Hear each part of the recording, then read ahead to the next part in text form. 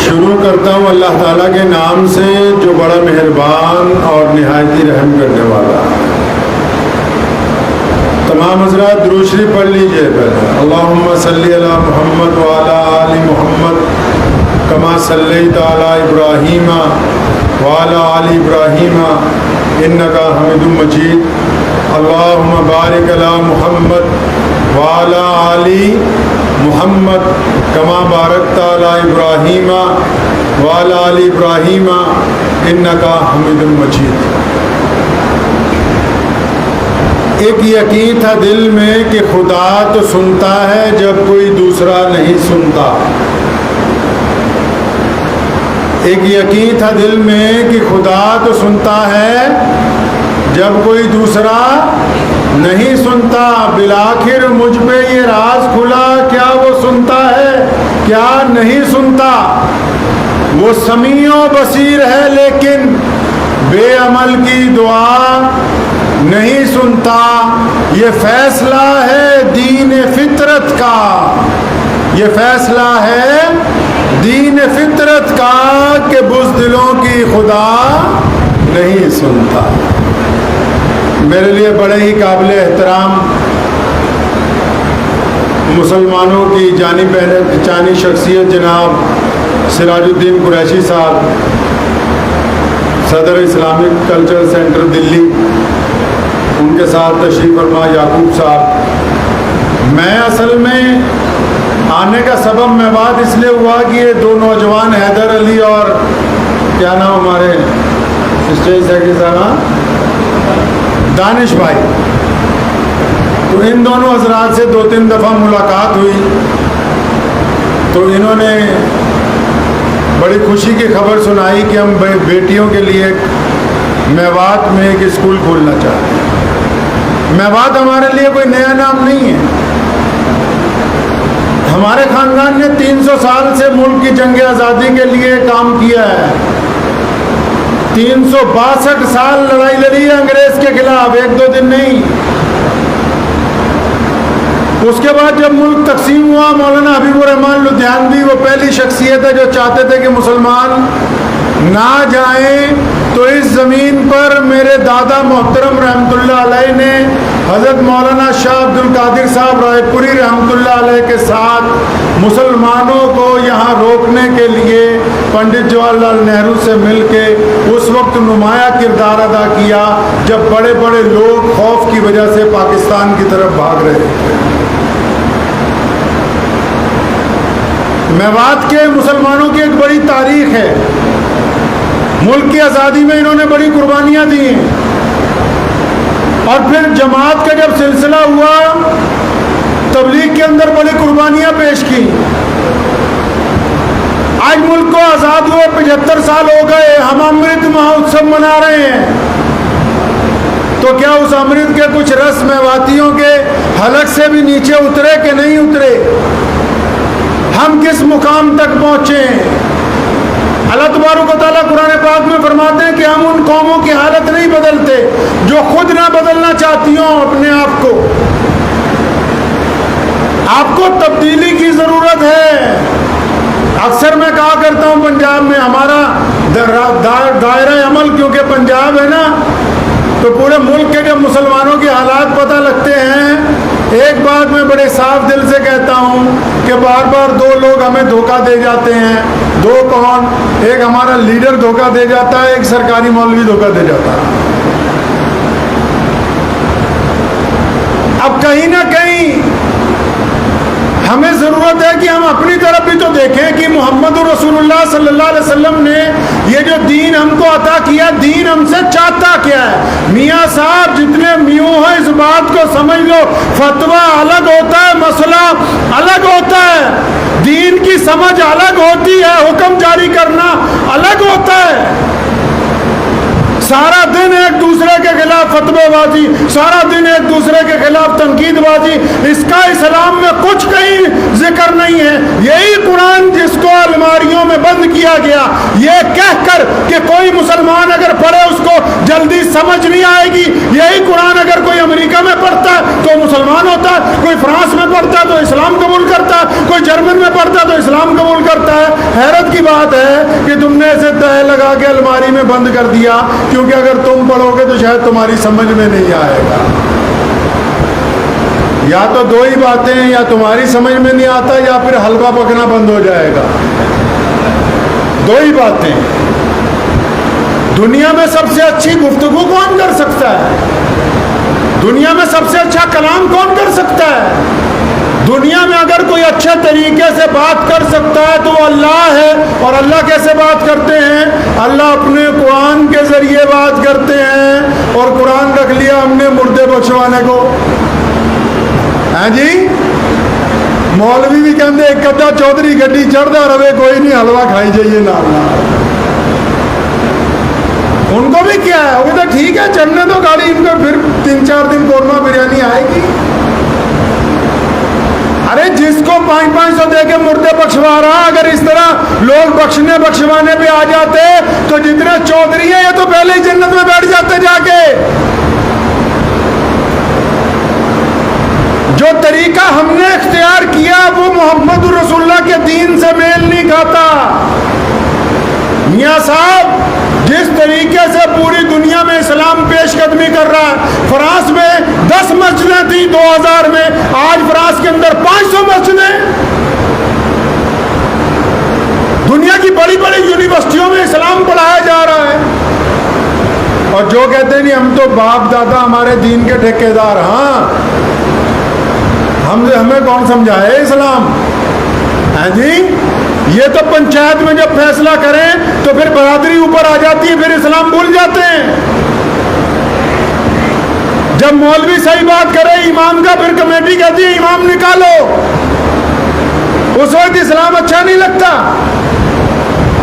میں بذات ایک صوبے کا امام ہونے کے ذمہ داری سے یہ بات کہتا ہوں کہ کوئی ایسی حکومت نہیں ہے جو مسلمانوں کو پریشان کرنا چاہتی ہو۔ کسی حکومت میں اتنی طاقت نہیں وہ کسی مسلمان کو دکھ درد پہنچا دے۔ ہم نے اپنے اعمال اور کردار کو اس حد تک نیچے گرا دیا کہ اس کا الزام ہم اپنے سامنے والے پر دے کے اپنی گردن چھڑوانا چاہتے ہیں۔ قرآن نے کہا، وہی قرآن جو تم نے مردے بخشوانے کے لیے رکھ لیا، اس قرآن کا پہلا لفظ کیا ہے؟ اقرا بسم ربک الذی خلق۔ پہلا لفظ جو نازل کیا اللہ تعالیٰ نے، پہلی آیت جو بھیجی، فرمایا میرے سونے رسول پڑھو اپنے رب کے نام سے۔ مطلب کس کو کہا پڑھنے کے لیے؟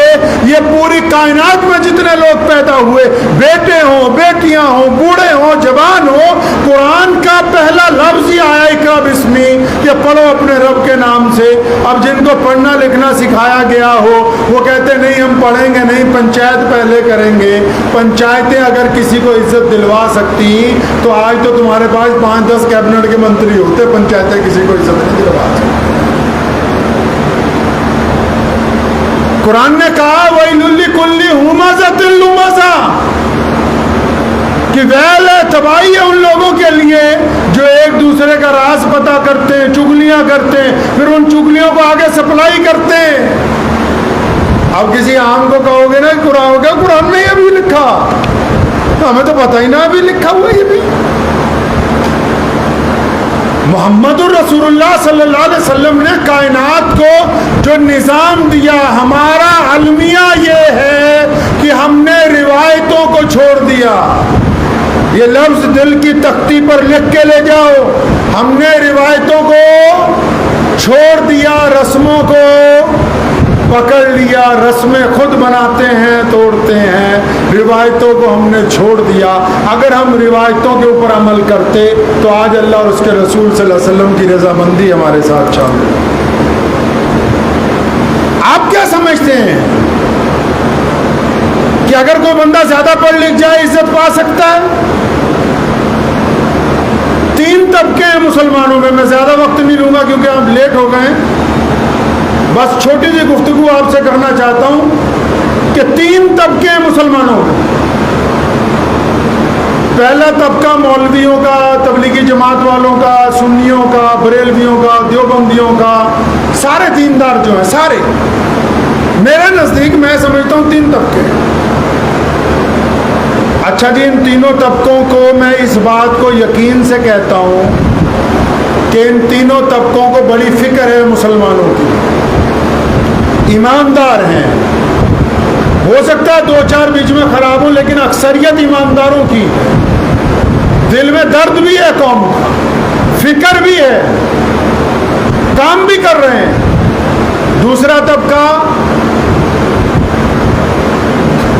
جامعہ ملیہ اسلامیہ، علی گڑھ مسلم یونیورسٹی، مطلب ماڈرن مسلمان۔ اب یہ جو دوسرا طبقہ ہے جس میں آئی ایس بھی ہیں، آئی پی ایس بھی ہیں، بڑے بڑے ریٹائر جج بھی بیٹھے ہوئے ہیں، بڑے بڑے افسران بھی ہیں،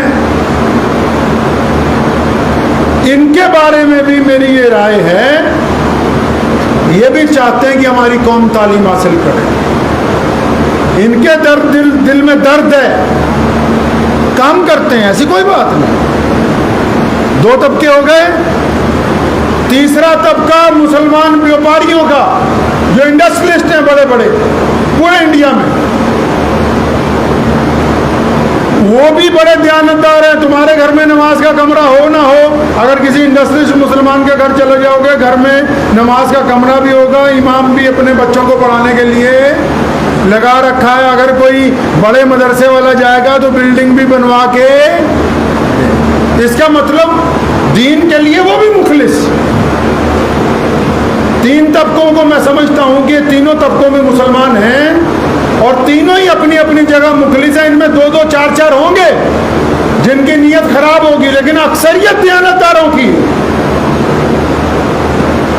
اب پہلے والوں کے جلسے میں چلو، جماعت میں جاؤ، یا سنیوں کے چلے جاؤ جن کو تم بریلوی کہتے ہو۔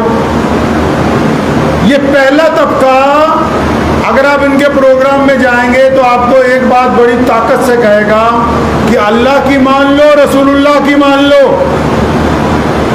اللہ کی مان لو، رسول اللہ کی کہیے صلی اللہ، اور زور نہ بولو، بانڈے کھانا، صلی اللہ، صلی اللہ۔ اگر آپ ان کے پروگرام میں چلے جائیں تو یہ بڑی دیانتداری سے، محبت سے کہیں بھی اللہ اور اس کے رسول کے راستے پہ چلو، عزت ملے گی۔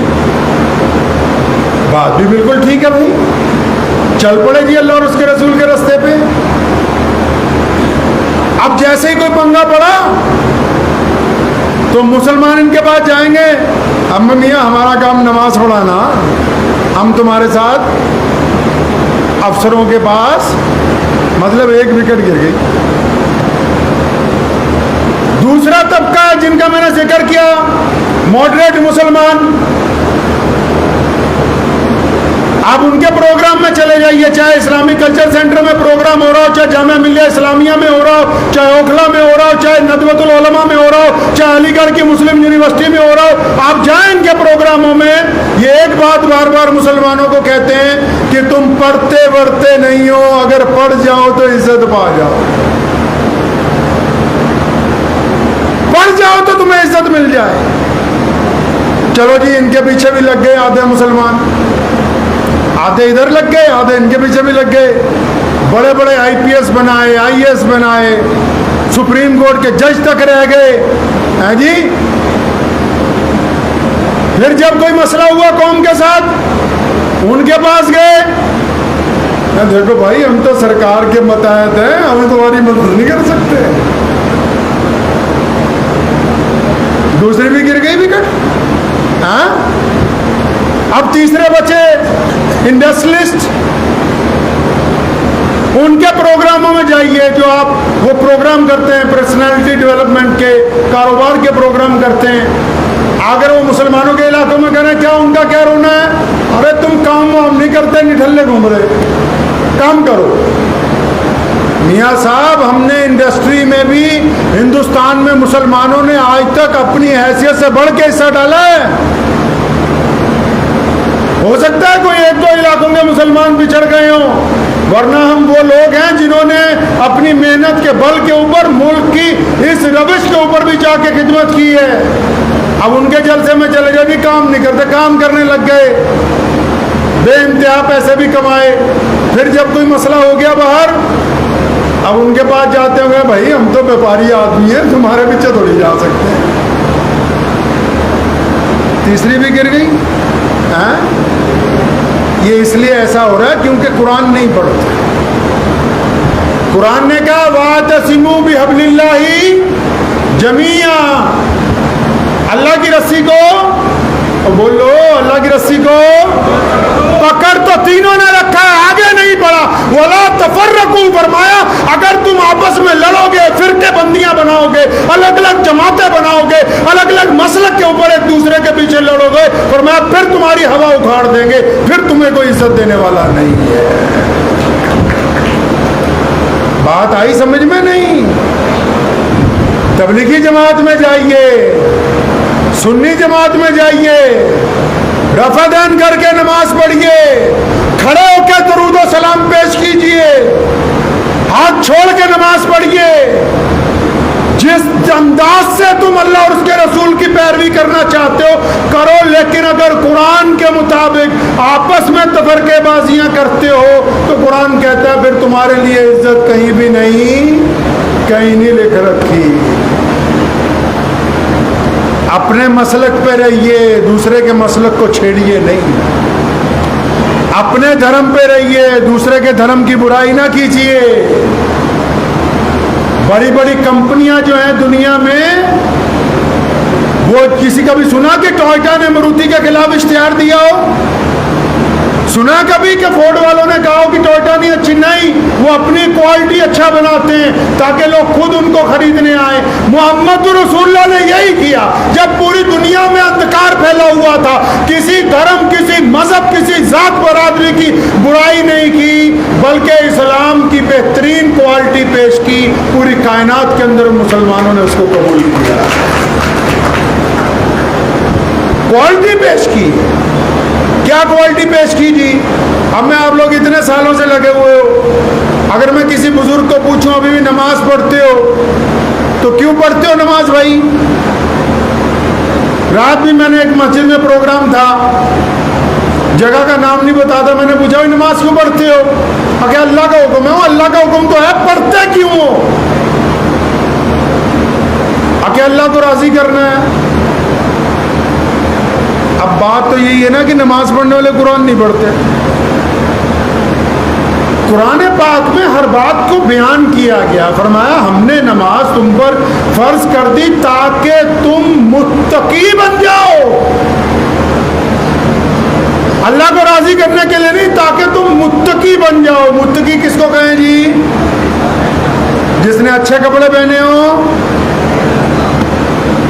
بڑھیا پگڑی پہن رکھی ہے سر پہ، ایسا نہیں ہوتا متقی. اچھی گاڑی میں پھر رہا ہو، بڑی کرسی پہ بیٹھا ہو، متقی اس کو کہتے ہیں کہ فیس بک پہ لائک کم ملیں، گھر میں اس کے ماں باپ اس کو لائک کرتے ہوں، اس کو متقی کہتے ہیں. متقی اس کو کہتے ہیں جس کی بیوی اور اس کے درمیان رنجش نہ ہو.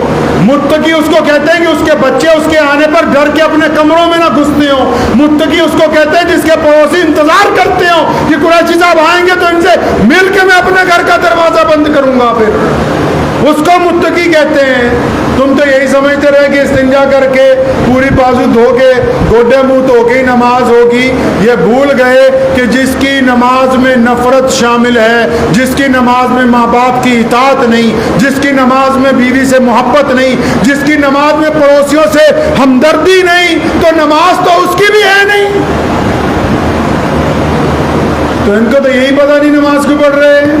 70 سال ہو گئے پڑھتے ہوئے. لکھا نہیں کہ نماز فرق پیدا کرتی ہے مومن میں اور غیر مومن میں. نماز نہیں، اب نمازی کی انگلیاں 6 ہو جائیں یا آنکھیں 3 ہو جاتی ہیں. فرق کس بات کا؟ جو نماز نہیں پڑھتا وہ جھوٹ بولتا ہے، نمازی جھوٹ نہیں بول سکتا. یہ کیسی نماز ہے؟ بلے شاہ نے کیا ہے نا، ہمارے پنجاب کے بہت بڑے صوفی بزرگ گزرے، نام سنا ہے بلے شاہ دا؟ فرمایا نماز بھی نیتی جاننے ہو، مطلب نماز بھی پڑھتے ہو، نماز بھی نیتی جاننے ہو، ٹھگی بھی کیتی جاننے ہو، آگے کیتی جاننے ہو. نماز بھی پڑھ رہا ہے، ٹھگی بھی مار رہا ہے. ایک دو دن میں آپ دوبارہ اس جگہ نہیں پہنچیں گے. یہ ہمارے ملک کے بڑے لوگ بیٹھے, میں آپ کو ذمہ داری سے کہتا ہوں, آج جس جگہ سے تم گرے ہو کل وہاں نہیں بیٹھ سکتے. 20 سال لگیں گے آج سے, اگر اب طے کرو گے کہ ایک دوسرے کی ٹانگ کھینچنی بند کرنی ہے, آج طے کرو گے کہ اپنے پڑوسی ہندو سکھوں کے ساتھ محبت کا وتیرہ کرنا ہے, آج اس بات کو طے کرو گے کہ ہم نے اپنے گھر کے اندر اخلاق کردار پیش کرنا ہے, آج محنت شروع کرو گے, 20 سال بعد دوبارہ عزت دار بنو گے. 1-2 منٹ کا کھیل نہیں ہے میاں صاحب, 1-2 دن کی بات نہیں ہے, یہ 20 سال کا عرصہ چاہیے. آخری بات آپ کو قیمتی بتا دیتا ہوں. آپ کو پتا ہے کہ نبی علیہ الصلوۃ والسلام کو خاتم النبیین کب بنایا؟ سنا ہے کہ مکے میں حضور صلی اللہ علیہ وسلم 40 سال کی عمر میں اعلان ہوا, پتا ہے کہ نہیں؟ نہیں, ایسا نہیں ہے. اس دنیا کو بنانے سے پہلے, آدم علیہ السلام کی پیدائش سے پہلے, عالم ارواح میں رسول اللہ کو اللہ نے پوری کائنات کا سردار بنایا ہے. سنا نکتے کی بات اب. لیکن رسول اللہ جب آئے, مکے میں پیدا ہوئے, آپ کا بچپن گزرا, جوانی گزری, جب 40 سال کے ہو گئے, جب لوگوں کو یہ بتانا تھا کہ میں اللہ کا رسول ہوں, تو انہوں نے پہلے کیا بتایا پتہ ہے؟ ہمارا یہ ایمان ہے کہ اللہ کے بعد کائنات میں کون ہے جی؟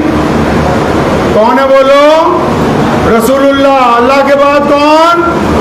صلی اللہ, ان کے آگے کوئی نہیں, وہی ہمارے مولا ہیں, مالک ہیں.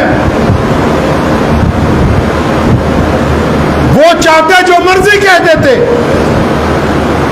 جس مرضی انداز سے دنیا کو سمجھا دیتے, لیکن جب ساروں کو اکٹھا کیا تو اگر چاہتے تو کہہ دیتے کہ چلو اللہ کو ایک مانو, آج سے میں اللہ کا رسول ہوں. لیکن کیا بات کہی, قربان جاؤں پیارے نبی حضرت محمد رسول اللہ صلی اللہ علیہ وسلم پر کیا بات کہی ہے. مکے والوں کو سب کو بلایا دعوت پہ, کھانا وانا کھلوایا اور پوچھا.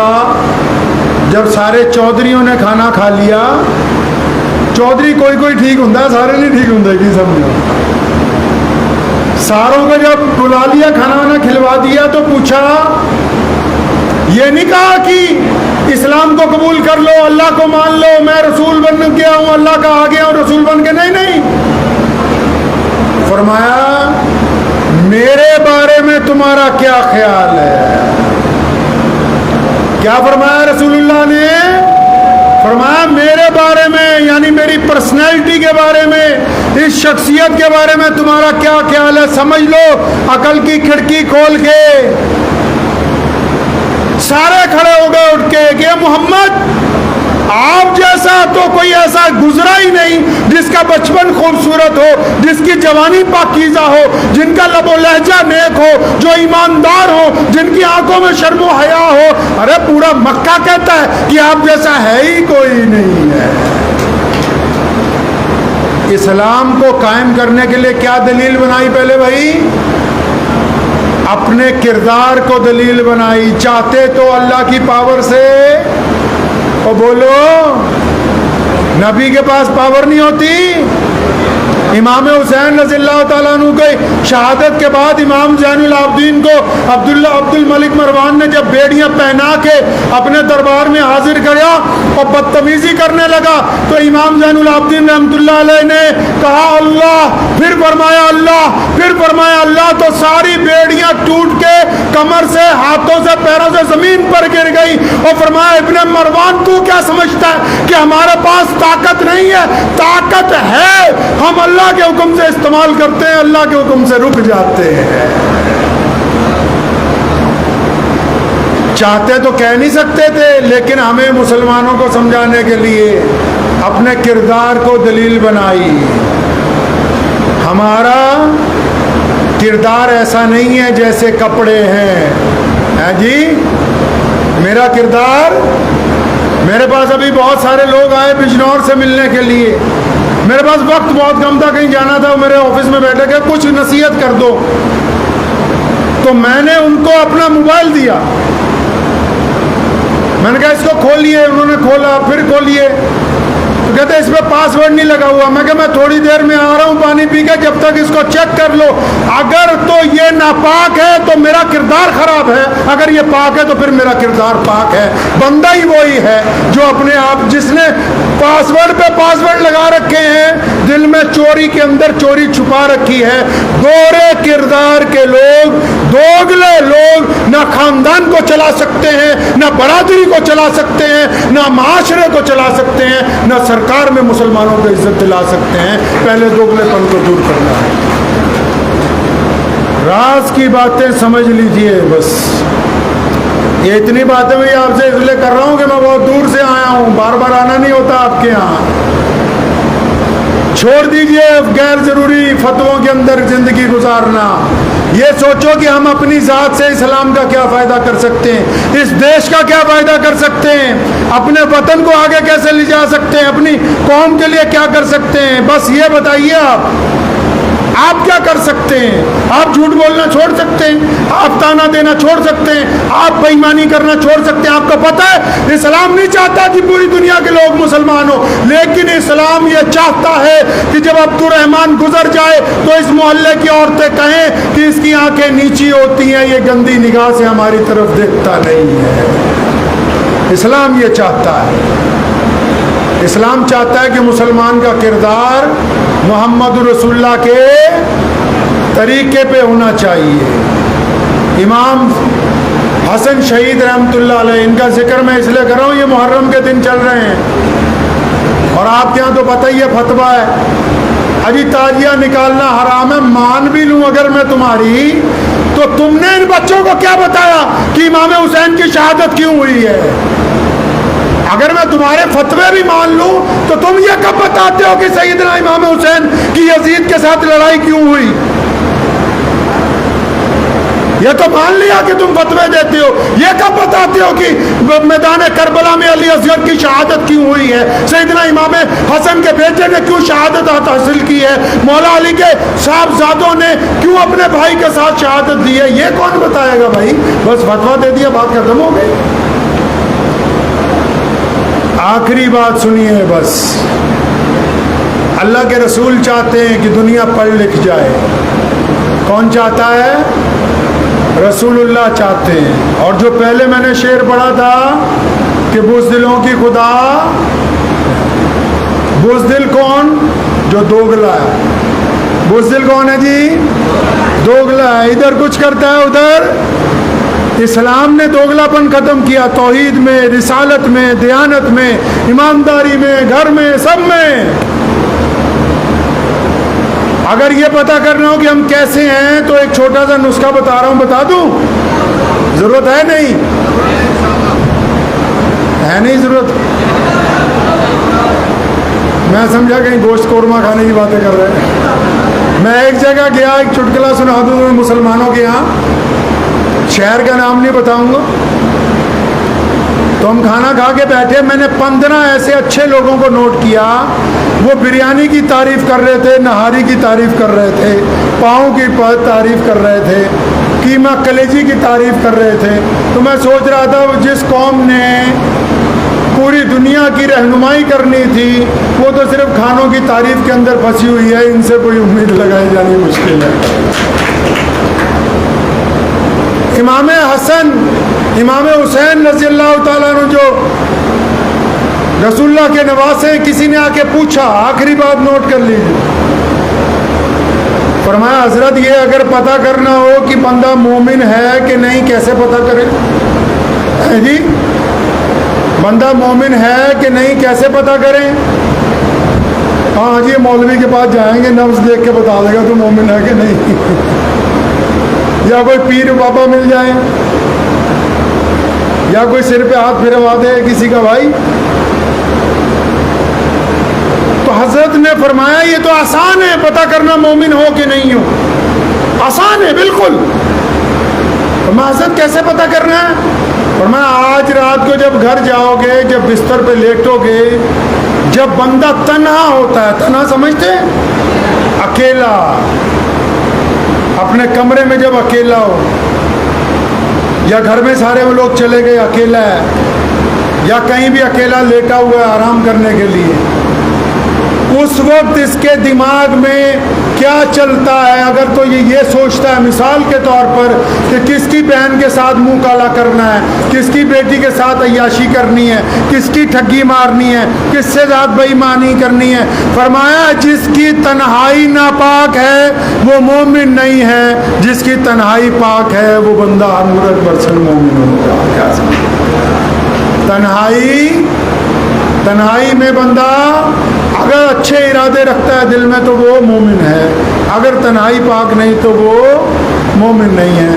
وقت بھی بہت کم ہے، دعا کیجئے کہ آج ہم جو بیٹیوں کا اسکول اور کالج بنانے کے لیے یہاں جا رہے ہیں ماشاءاللہ، اللہ اس کو کامیابی عطا فرمائے، اور اللہ تعالیٰ آپ میں سے جو تکلیف ہے آپس کے اندر نفاق کی، ایک دوسرے سے نفرت کی، پریشانی کی، اللہ اس کے اندر شفا عطا فرما دے، اللہ اس میں آپ کو خوب ترقی عطا فرمائے۔ اس علاقے نے بڑی خدمت کی ہے، اللہ آپ کو پھر ایک دفعہ عزتوں سے نوازیں گے، بس اللہ اور اس کے رسول کی پیروی کو اختیار کیجیے۔ وآخر دعوانا ان الحمدللہ۔